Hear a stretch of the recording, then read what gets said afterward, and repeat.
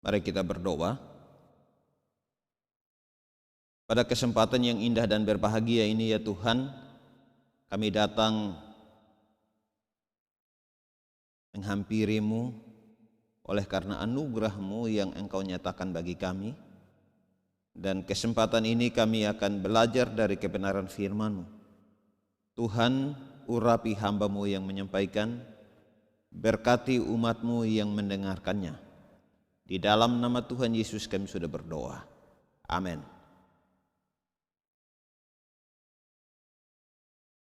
Firman Tuhan pada hari ini terambil dari Mazmur 123 ayat yang pertama sampai dengan ayat yang keempat. Demikian firman Tuhan.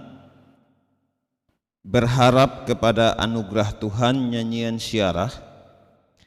Kepadamu aku melayangkan mataku, ya Engkau yang bersemayam di sorga.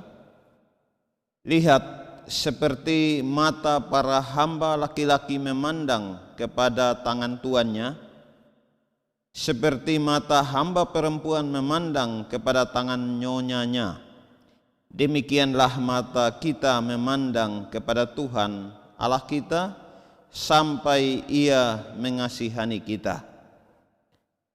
Kasihanilah kami ya Tuhan, kasihanilah kami sebab kami sudah cukup kenyang dengan penghinaan.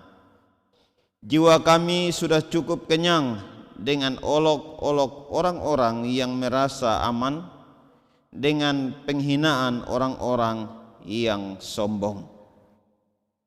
Firman Tuhan pada hari ini dibawa tema belas kasihan Tuhan di tengah kesulitan. Selama manusia hidup di dalam dunia yang telah tercemar oleh dosa, tentunya akan diperhadapkan dengan kesulitan. Kesulitan dalam hal materi, mental, dan lainnya. Kesulitan yang dihadapi atau yang dialami dapat membuat manusia berhenti berjuang, kemudian pasrah terhadap keadaan dan tidak melakukan sebuah tindakan sama sekali. Namun kesulitan juga dapat menuntut upaya yang kuat untuk bisa lepas atau paling tidak tetap bertahan hidup di dalamnya. Mazmur 123 ayat 1 sampai dengan ayat yang keempat ini, melaluinya pemazmur dan orang Israel pada zaman itu memberi kepada kita sebagai umat Tuhan atau gereja masa kini beberapa sikap yang tepat dan benar yang patut kita pelajari dalam menghadapi kesulitan hidup masa kini dan tetap bertahan, bahkan bangkit dan meraih kemenangan. Sikap-sikap itu antara lain yang pertama, mereka mengharapkan belas kasihan Tuhan di dalam ayat 1 dan ayat yang kedua. Mazmur ini ditulis ketika jemaat Tuhan jatuh terpuruk dan tidak berdaya. Beberapa orang beranggapan bahwa ini terjadi ketika orang-orang Yahudi menjadi tawanan di Babel, meskipun peristiwa tersebut bukan satu-satunya peristiwa ketika mereka dihina oleh orang-orang sombong dan orang-orang yang kaya. Pemazmur memulai nyanyiannya dengan berbicara seolah-olah untuk dirinya sendiri. Berbicara untuk dirinya sendiri. Namun tidak lama kemudian berbicara atas nama jemaat. Kalau kita perhatikan di dalam ayat 1 sampai dengan ayat yang kedua, di dalam terjemahan firman Allah yang hidup dikatakan, ya Allah yang bertahta di sorga, kuangkat mataku kepadamu. Kita memandang Yahweh Allah kita sambil mengharapkan belas kasihan dan kebaikan hatinya sama seperti seorang hamba laki-laki memandang tuannya atau hamba perempuan memandang nyonyanya sambil mengharapkan kemurahan. Pengakuan yang diungkapkan oleh umat Allah dengan sungguh-sungguh mengenai iman dan pengharapan kepada Allah. Di sini kita memperhatikan bahwa gelar yang diberikan kepada Allah ialah, ya engkau yang bersemayam di sorga. Tuhan Yesus sendiri telah mengajar kita bahwa di dalam doa kita harus memandang Allah sebagai Bapa kita yang di sorga. Kalau kita perhatikan di dalam Injil Matius pasal yang ke-6 tentang doa Bapa kami, dikatakan Bapa kami yang di sorga. Sorga adalah tempat kediaman yang maha tinggi dan maha kuasa. Di sana Dia yang berdiam di dalamnya melihat semua kemalangan yang menimpa umatnya, lalu datang untuk menyelamatkan. Pemazmur sendiri melayangkan matanya kepada Allah.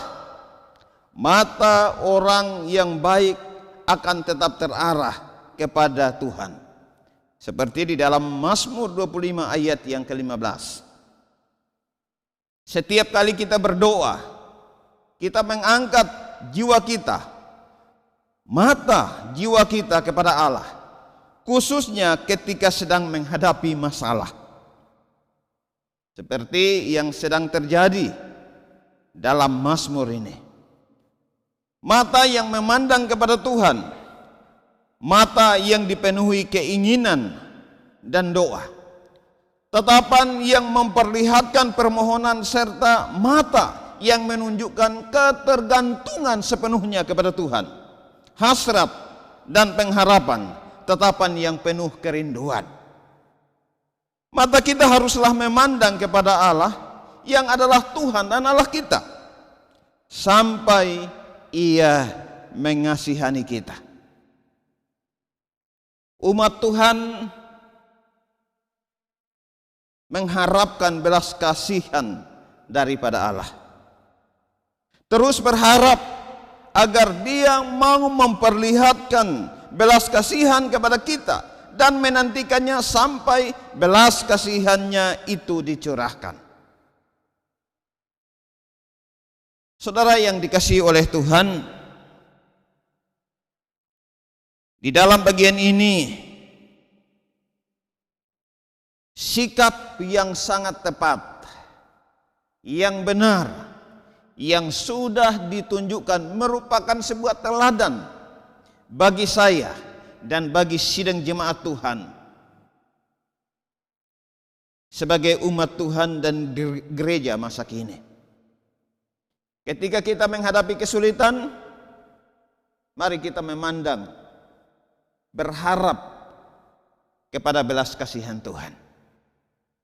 Yang kedua, yaitu memohon belas kasihan Tuhan di dalam ayat yang ketiga dan ayat yang keempat.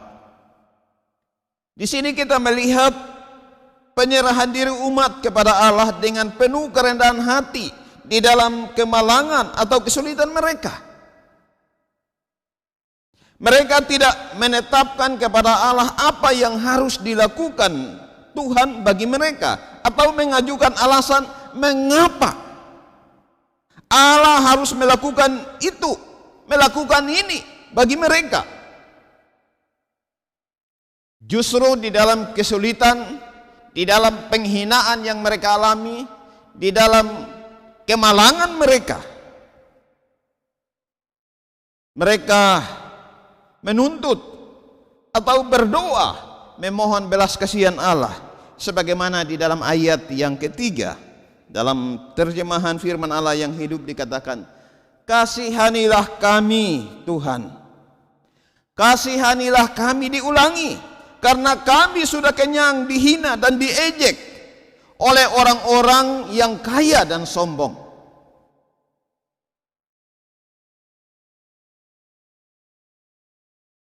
Mereka menjelaskan kesedihan mereka. dikatakan bahwa kami sudah cukup kenyang dengan penghinaan. Dan dikatakan bahwa itu dari orang-orang yang sombong dan kaya. Ya, apakah karena dia sudah kaya makanya dia sombong? Tetapi itu hampir umumnya, ya. Kendati pun ada orang yang sombong belum tentu kaya, atau sombong walaupun tidak kaya. Ada orang yang kaya dan sombong, ada orang kaya tapi tidak sombong. Tetapi bagian ini sekali lagi pemazmur mengatakan bahwa dalam ayat yang ketiga, kasihanilah kami Tuhan, kasihanilah kami karena kami sudah kenyang, dihina dan diejek oleh orang-orang yang kaya dan sombong. Di sini mereka menjelaskan bahwa mereka sudah kenyang, artinya sesuatu yang terus, ya, penghinaan mereka alami, mereka terima terus menerus, dan dikatakan bahwa mereka sudah kenyang, sudah cukup kenyang. Dengan apa? Dengan penghinaan. Di saat mereka dihina, saat itulah mereka datang kepada Tuhan. Mereka memohon, meminta, menuntut kepada Tuhan, memohon belas kasihan daripada Tuhan, minta supaya Tuhan berbelas kasihan kepada mereka. Sekali lagi dikatakan, kasihanilah kami Tuhan, kasihanilah kami. Diulangi, ini merupakan sebuah bentuk keseriusan, di mana mereka memohon, mereka meminta supaya Tuhan berbelas kasihan kepada mereka. Oleh karena kesulitan, oleh karena penghinaan yang mereka alami. Saudara yang dikasihi oleh Tuhan, ini merupakan sebuah teladan yang sangat baik. Banyak orang ketika dihina mempertanyakan Tuhan, kenapa Tuhan mengizinkan itu? Tetapi orang Israel dan pemazmur tidak demikian. Ketika mereka mengalami penghinaan, kesulitan, karena ini berpengaruh kepada mental mereka, berpengaruh kepada moral mereka, dan saat itu mereka datang kepada Tuhan, memohon supaya Tuhan berbelas kasihan kepada mereka. Belas kasihan manusia itu kejam, suka mengejek. Namun penghiburan bagi kita ialah bahwa pada Tuhan ada kasih setia. Oleh sebab itu, apapun masalah, kesulitan yang dihadapi oleh umat Tuhan, belas kasihan Allah selalu menjadi obat yang mujarab, yang manjur, yang dapat membuat umat Tuhan tetap tenang. Saudara yang dikasihi oleh Tuhan,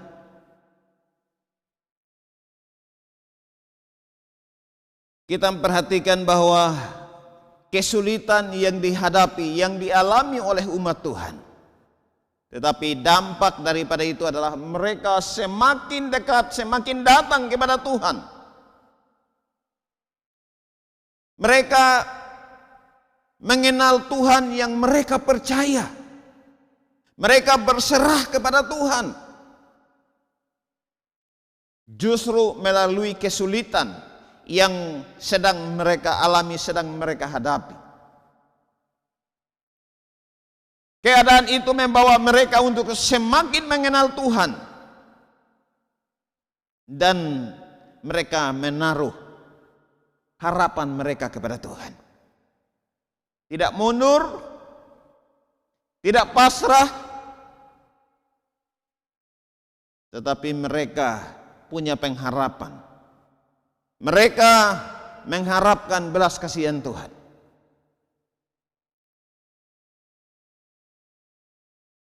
Mereka memohon belas kasihan Tuhan. Saudara dan saya sebagai umat ketebusan Tuhan, Tuhan beranugerah bagi kita untuk hadir di dalam dunia yang telah dicemari oleh dosa, dan sekaligus kita akan menghadapi, bahkan sedang menghadapi berbagai kesulitan hidup. Penyakit sebagaimana COVID-19 sekarang ini, kesulitan ekonomi, penghinaan oleh karena iman kepada Tuhan, dan kesulitan hidup kita yang lain. Kesulitan hidup pasti akan dialami oleh manusia pada umumnya dan juga umat Tuhan secara khusus. Namun Anda dan saya sebagai gereja Tuhan akan dapat tetap bertahan, bahkan bangkit dan menang, oleh karena Tuhan yang kita percaya adalah Tuhan yang hidup. Dia berkuasa dan sedang memperhatikan kesulitan umatnya, serta akan segera menolong, karena Dia Tuhan yang berbelas kasihan terhadap umatnya. Dia Tuhan yang beranugerah, yang berbelas kasihan kepada saya dan kepada Anda. Jika ketika kita menghadapi kesulitan, mari Bapak Ibu sidang jemaat Tuhan, mari terus berharap pada Tuhan yang akan berbelas kasihan, sedang berbelas kasihan. Dan yang kedua, terus memohon, meminta belas kasihan daripada Tuhan. Itulah rahasia kekuatan Anda dan saya sebagai umat Tuhan. Sekali lagi, mengharapkan belas kasihan daripada Tuhan dan meminta belas kasihan daripada Tuhan bagi kita semua. Bapak Ibu Saudara yang dikasihi oleh Tuhan, kita hidup di zaman yang penuh dengan tantangan. Oleh sebab itu, kesulitan apapun tidak akan pernah lebih besar daripada belas kasihan Tuhan bagi Anda dan saya sebagai umat kepunyaan Tuhan. Kesulitan hidup itu adalah tantangan, tetapi kedekatan kita dengan Tuhan itulah yang akan memampukan kita. Kiranya Tuhan menolong, menyertai dan memberkati kita, sehingga melalui hidup Anda dan saya, Tuhanlah yang ditinggikan, dipermuliakan. Mari kita berdoa. Ya Tuhan Allah Bapa di sorga, kami bersyukur Tuhan telah menolong, menyertai dan memberkati kami. Hamba-Mu berhenti menyampaikan kebenaran firman, tetapi firman-Mu yang hidup akan terus bekerja di dalam hidup kami, di dalam hati dan pikiran kami, oleh kuasa Roh Kudus yang terus mengingatkan kami agar kami tetap berpegang kepada kebenaran-Mu ya Allah, karena Engkau adalah kebenaran itu sendiri. Berkati jemaat Tuhan yang mendengarnya, berkati juga hamba-Mu yang telah menyampaikan. Tuhan, ini hidup kami, pakai hidup kami sesuai kehendak-Mu ya Allah. Di dalam nama Tuhan Yesus kami sudah berdoa kepada Bapa di sorga. Amin.